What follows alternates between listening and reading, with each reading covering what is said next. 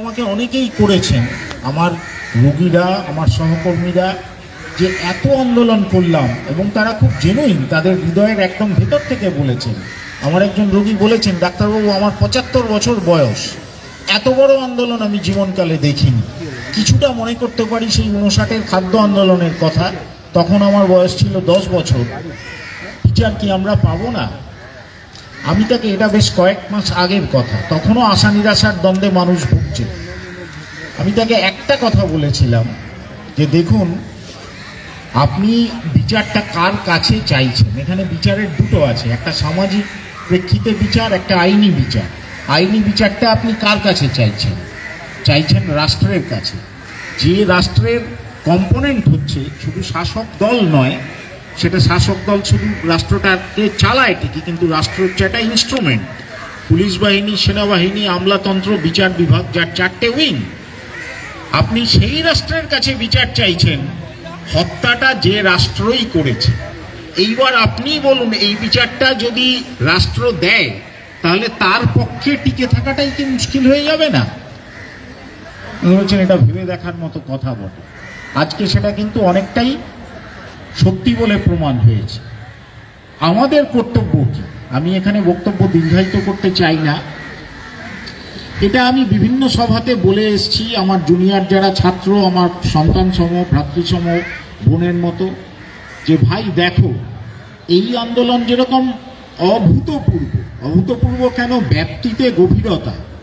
আমি আগের যে বক্তা বলে গেলেন, উনি হয়তো একটু হতাশার থেকে বলেছেন যে হুজুগে লোক এসছে। তো আমি বলি, হুজুগটা যদি ভালো কারণে হয় তাহলে সেটাও কাম্য। কারণ এই পরিমাণ মানুষ, বিশেষ করে মা বোন, রাস্তায় আগে নেমেছেন আমার তো মনে পড়ছে না। কিন্তু আন্দোলনের ডিনামিক্স আছে। আমাদের প্রথম বক্তা বিপ্লব যে কথাটি বলে গেছে, আমাদের হতাশাটা আসছে এই জায়গার থেকে, দুটো জায়গার থেকে, যে এত আন্দোলন তো করলাম, বিচার তো হলো না।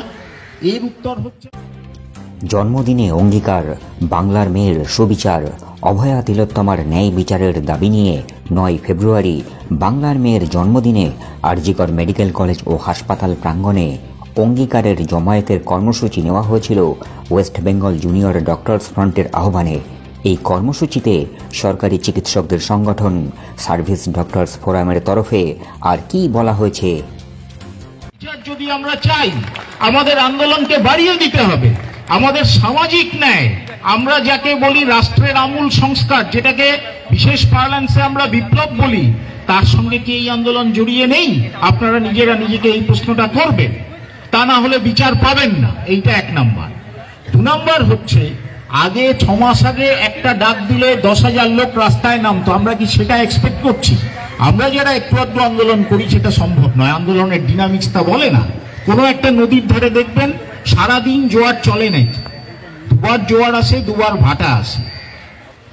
এইবার দেখুন, যে পাকা মাঝি, সে জোয়ারটাকে কাজে লাগায়, সে ভাটার সময় ভাটাটাকে কাজে লাগায়, সে বাতাসের গতি কোন দিকে আছে সেটা বুঝে কাজে লাগায়। এখানে পাকা মাঝির ভূমিকা নিতে হবে সংগঠনকে।